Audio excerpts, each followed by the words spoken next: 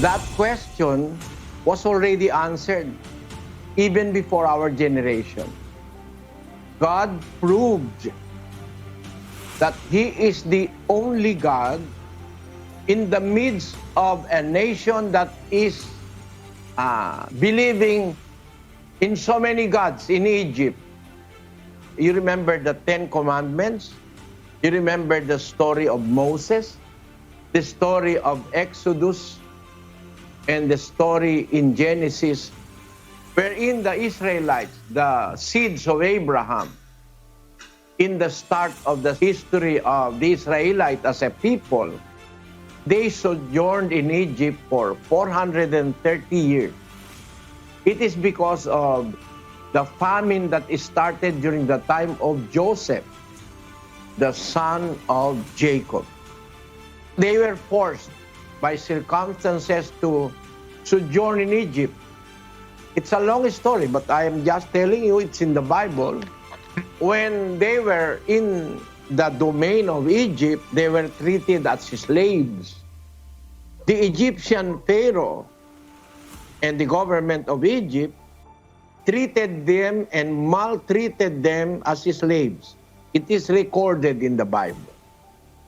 And in Egypt, they have more or less 10 or 12 gods and goddesses.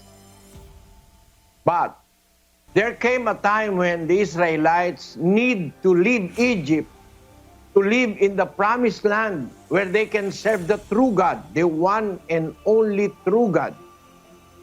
So God proved within the kingdom of Egypt that He is the true God and there is nobody else.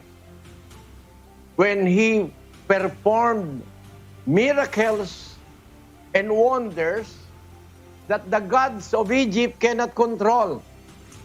In Egypt, they have a god which is called the god of the Nile. When God turned the waters of the Nile into blood, causing fishes to die, He proved that He is superior, that they acknowledge God of the Egyptians, which they call the god of the Nile. There are about 10 gods and goddesses of the Egyptian empire.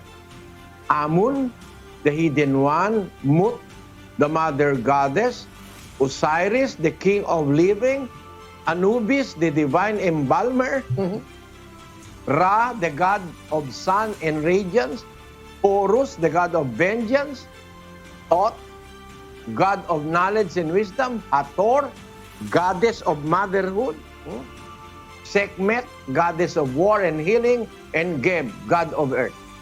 Against these 10 gods of Egypt, God sent plagues and performed miracles through the hands of Moses to prove that these are no gods. They are false gods and goddesses. When He brought a pestilence among all the firstborn of Egypt, He is doing an action against all the gods of Egypt. Now, He proved that to the Egyptians, even to Pharaoh. When He opened, the ultimate miracle is that He opened the Red Sea for the Israelites to cross that particular part of the earth in dry land. Imagine, in between the waters of the sea, the Israelites crossed by foot on dry land. He displayed His being God or being powerful, all-powerful, when He opens the sea, where the Egyptians cannot attack the Israelites because they were protected in both sides by water, and at their back, a pillar of fire. The Egyptians cannot attack them. After they have all crossed, God let the Egyptians follow to pursue them. But unluckily, God showed again His power. He caused the sea to return, the waters to return, and it drowned all the Egyptians.